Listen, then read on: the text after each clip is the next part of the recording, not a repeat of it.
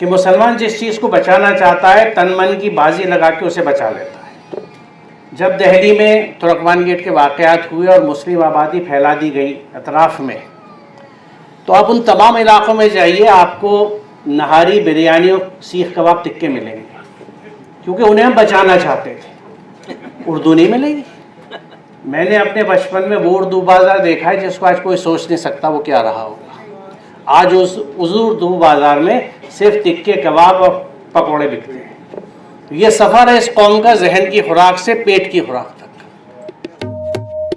میں اب ڈاکٹر اسلم پرویز صاحب جو کہ ہمارے مہمان خصوصی ہیں اس اجلاس کے اور مولانا آزاد اردو یونیورسٹی حیدرآباد کے سابق وائس چانسلر ہیں، ان سے گزارش کروں گا کہ وہ آئیں اور اظہار خیال فرمائیں۔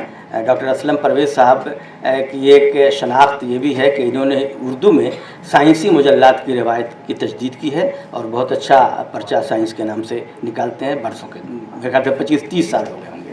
آئیے ڈاکٹر اسلم پرویز صاحب۔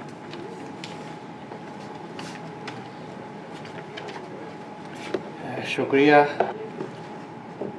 خواتین و حضرات، السلام علیکم اور نمسکار۔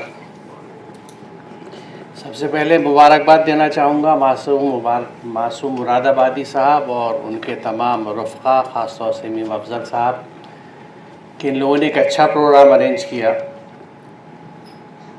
مجھے یہاں یاد کرنے کی وجہ، جیسا آپ نے ذکر کیا، کہ میں ایک عرصے سے اردو میں سائنسی مضامین اور تحریریں لکھتا رہا ہوں، اور اس کی وجہ یہ تھی کہ میں اردو ماحول کا ہوں، اور اسد صاحب کا اس معنی میں ایک میرا رشتہ ان کے بیچ میں ہے کہ میں بھی پرانی دہلی کا ہوں اور بلی مہران کی پیدائش ہے میری، اور پرانی دہلی کی گلیوں میں پڑھا ہوں۔ وہاں بچپن سے اس چیز کا مجھے احساس تھا کہ بہت سی بنیادی چیزیں ہمارے طبقے میں، سماج میں نہیں پائی جاتی، اور اس میں ایک بڑی چیز جو تھی وہ ایک یعنی دلائل کا فقدان اور ایک سائنسی ایک سوچ جس کو ہم کہتے ہیں، وہ ایک، اور تقلید کا زور۔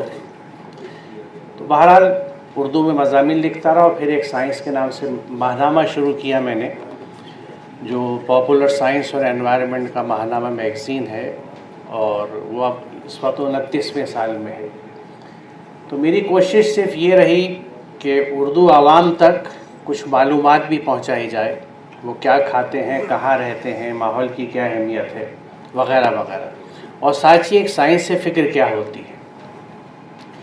یہاں کے تعلق سے مجھے وقت کا اندازہ ہے، اس لیے بات زیادہ نہیں کروں گا، لیکن ہاں کچھ چیزیں میں ضروری سمجھتا ہوں، کیونکہ وہ بھی میں چونکہ ایک سائنس کا طالب علم رہا ہوں، اور سائنسی فکر کا اور اس کا تقاضا یہ ہے کہ اپنا نقطہ نظر بھی پیش کروں، خاص طور سے اگر کہیں پہ مجھے لگے کہ کچھ حقیقتیں تھیں جو ظاہر ہونے سے رہ گئی۔ یہاں پہ توہین رسالت یا توہین دین کے تعلق سے جو بات کہی گئی، اس کے بارے میں کوئی کلیئر ویژن نہیں ہے، تو میں اس میں میرا سبمیشن یہ ہے ہمبل، کہ قرآن کریم میں 2 واضح آیات ہیں جو یہ بتاتی ہے کہ کہیں پہ اللہ اور اس کے رسول کی یا ان کی آیات کا مذاق اڑایا جا رہا ہو تو تم وہاں سے الگ ہو جاؤ اس وقت تک جب تک کہ وہ موضوع نہ بدلے، اس کے بعد پھر ان سے جڑ جاؤ۔ یہ اتنی چشم کشا آیات ہے قرآن کی پوری آیات کی طرح، اور جس طرح یہ ایک حقیقت ہے کہ قرآن کی ہر چیز کھلی ہوئی ہے، دوسری یہ بھی ایک حقیقت ہے کہ ہماری پوری قوم کے اوپر وہ قرآن بند ہے، جزدان میں لپٹا ہوا اوپر رکھا ہے۔ میں نہیں پتا ہمارے یہاں جو دین چلتا ہے اس کا قرآن سے باقاعدہ اور بڑا تعلق نہیں ہے۔ تو یہ ویژن کیا دیتا ہے کہ جو لوگ اللہ اور اس کے رسول کی آیات کا مذاق اڑاتے ہیں ان سے بھی آپ کو پرماننٹلی ڈسکنیکٹ نہیں ہونا۔ اور ایک آیت میں تو لکھا ہے کہ اگر شیطان تمہیں بھلاوے میں ڈال دے تو اللہ معاف کرنے والا، یعنی تو اس وقت وہاں سے ان سے ڈسکنیکٹ نہ ہو سکو تو کوئی بات نہیں۔ اس پس منظر کو دیکھتے ہوئے ہمارے لیے واضح ہدایت موجود ہیں۔ اب اس میں سیاسی رخ ہو، دینی رخ ہو، لیکن اگر اسلام کے نام پہ اور دین کے نام پہ کسی کو مارا جاتا ہے، اس کے پیچھے لگا جاتا ہے کہ انہوں نے دین کی اور رسول کی توہین کری، تو اس سب سے پہلے اسلام کی توہین ہے۔ کیونکہ میں ایک طالب علم ہوں، سائنس کا بھی اور قرآن کا بھی، اور سائنس مجھے یہ سکھاتا ہے کہ حق کو کس طرح سمجھنا چاہیے، جس کو خود قرآن کہتا ہے کہ سمع، بصر و فؤاد 3 سورسز بتائے جاتے ہیں جو بیسیکلی ہماری سائنٹیفک ایٹیٹیوڈ کی بھی بیسس ہے، کہ آبزرویشن، کرٹیکل تھنکنگ اور یعنی انالیسس۔ تو یہ بات عرض کرنے کے بعد میں مختصر سی یہ کہنا چاہوں گا کہ چیلنجز کی بات جو ہے تو اس میں جیسا میں سمجھ پایا ہوں، میں نے دیکھا ہے کہ بنیادی چیز یہی ہے کہ ہم جب تک اپنے بچوں کو اردو نہیں سکھاتے، کیونکہ اردو سکھانے کا دیکھیے پڑھنے والے جب نہیں ہوں گے تو کہاں سے پڑھا جائے گا. اور اس میں سب سے کامیاب تجربہ جو میں سمجھتا ہوں اس ملک میں کیا گیا ہے اردو کے تعلق سے، وہ مہاراشٹر کا ہے. کیونکہ مہاراشٹر نے اردو کے بہت بڑے قداور لوگ پیدا نہیں کیے، لیکن نیٹ ورک جو اسکولوں کا بچھایا انہوں نے، اور جس طرح سے اسکول تیار کیے ہیں اور اردو کے قاری اور پڑھنے والے تیار کیے ہیں، اس کے مقابلے میں دہلی کو دیکھتا ہوں کہ اردو میں جب میں نے یہ سائنس کا پرچہ نکالا تو میرے پاس وہ ڈائری موجود ہے. 24 اسکول تھے اور آج بھی ہیں جن کے پتے میرے پاس ہیں، جہاں 10th اور 12th لیول پہ اردو میڈیم میں پڑھائی ہوتی تھی. یہ 94 کی بات میں آپ کے کر رہا ہوں. آج ہمارے میں جس کالج سے وابستہ رہا اس کے آس پاس میں بلبلی خانہ اسکول 2 ہیں، وہ نام کے اردو میڈیم ہے، ہندی میڈیم سے پڑھائی ہوتی ہے. ہم لوگوں نے اس سلسلے میں کیا کیا، سارے بڑے ہمارے قداور شخصیات اردو کی دہلی میں موجود تھیں، ادارے موجود تھے، لیکن ہم لوگ کبھی یہ احتجاج نہیں کر سکے کہ اردو کیوں ختم ہو رہی ہے. ہم نے خود اپنے گھر سے ختم کر دی، کیونکہ ہم نے اس کی اہمیت کو نہیں جانا. ہم نے اردو کو صرف ایک زبان سمجھا، اس کو تہذیب نہیں سمجھا، اور اس کے ذریعے بچوں کی تربیت کی اہمیت کو نہیں جانا. اس بات کو میں اس لیے خاص طور سے کہتا ہوں، اور اس کو میں نے لکھا بھی ہے کہ مسلمان جس چیز کو بچانا چاہتا ہے تن من کی بازی لگا کے اسے بچا لیتا ہے. جب دہلی میں ترکمان گیٹ کے واقعات ہوئے اور مسلم آبادی پھیلا دی گئی اطراف میں، تو آپ ان تمام علاقوں میں جائیے، آپ کو نہاری، بریانی اور سیخ کباب تکے ملیں گے، کیونکہ انہیں ہم بچانا چاہتے تھے. اردو نہیں ملے گی. تو جو ہم بچانا چاہتے ہیں، ہم نے اپنے کباب، سیخ، تکے، نہاری بچائی ہے اور مرے جاتے ہیں اس کے لیے. زبان سب، کیونکہ زبان کی چٹخاری کی بات ہے، زبان کی ادائیگی کا تصور نہیں ہے. اور اس کی دوسری مثال جو میرا درد ہے، میں نے اپنے بچپن میں وہ اردو بازار دیکھا ہے جس کو آج کوئی سوچ نہیں سکتا وہ کیا رہا ہوگا. آج اس اردو بازار میں صرف تکے، کباب اور پکوڑے بکتے ہیں. یہ سفر ہے اس قوم کا ذہن کی خوراک سے پیٹ کی خوراک تک.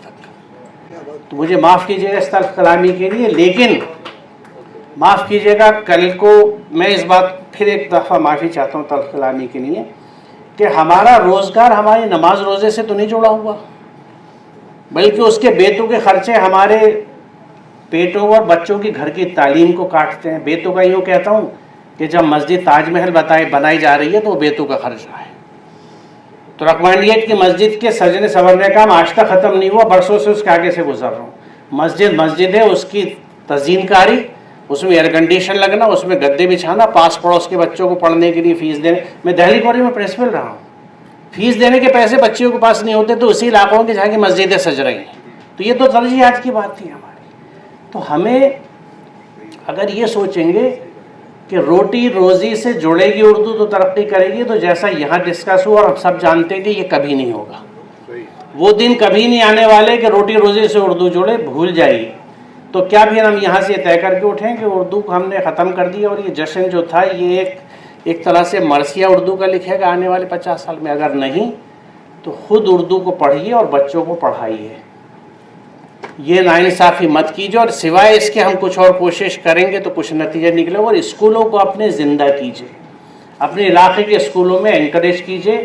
دیکھیے ایسے اسکول، میں چونکہ جڑا رہا ہوں اردو رسالے کے تعلق سے، ایسے اسکول موجود ہیں جہاں اتنے اسٹوڈنٹس موجود ہوتے ہیں جو ضروری ہیں منیمم ٹیچر کے ریکوائرمنٹ کے لیے، لیکن وہاں اردو ٹیچر نہیں رکھے جاتے. علاقے کے لوگوں نے بھی کوشش نہیں کری، PTSC بھی رکھوائے جا سکتے ہیں. تو طریقے 10 ہوتے ہیں، لیکن ہمارا انٹرسٹ نہیں ہے. تو زبان کی طرف ہماری دلچسپی بہت اہم ہے. اگر ہم ہی دلچسپی نہیں رکھیں گے تو پھر زبان کا ظاہر مستقبل نہیں ہوگا. ہم اپنے طور سے کام کر سکتے ہیں، میں جب تک زندہ ہوں کام کر رہا ہوں، لیکن اس کے لیے دوسرا رخ بھی چاہیے، جس کی میں آخر میں بات اپنی ختم کروں گا، کہ جس طرح سے اب ورق سے اسکرین کا دور آ رہا ہے، ہم پیج سے اسکرین کی طرف جا رہے ہیں، تو اس کی طرف بھی ہمیں دیکھنا چاہیے. اور اس کا میں ثبوت یہ بتاؤں، اور یہ کوشش جو ہم لوگ کرتے ہیں کہ جیسے ہم اردو میں سائنس کا پرچہ نکالتے ہیں، میرے ایک ساتھی جو ہیں وہ انہوں نے اردو کی ویڈیو کلپ شروع کی ہیں نئے سائنٹیفک ڈیولپمنٹس کی، وہ بھی کافی مقبول ہے. ہم اپنا رسالہ اپلوڈ کرتے ہیں، PDF اس کی ہر جگہ ایکسیسیبل ہے. اور بلکہ حقیقت یہ ہے کہ جب سے یہ میڈیا کھلا تو یہ رسالہ کتنے ملکوں میں پڑھا جاتا ہے وہ مجھے انالیسس اکیڈمیا دے دیتا ہے کہ کہاں کہاں یہ سائٹس کھلی گئی. تو یہ چیزیں وہ ہیں، یعنی اگر اسکرپٹ کو اردو نہیں پڑھ سکتا تو یہ زبان مقبول ہے. اس کو ہم اگر آڈیو اور ویڈیو کے ذریعے پھیلائیں گے، اس کے ذریعے وہ چیزیں پھیلائیں گے جن کی ضرورت ہے، تو اس کی مقبولیت بڑھے گی، کم نہیں ہوگی. بہت شکریہ. السلام علیکم.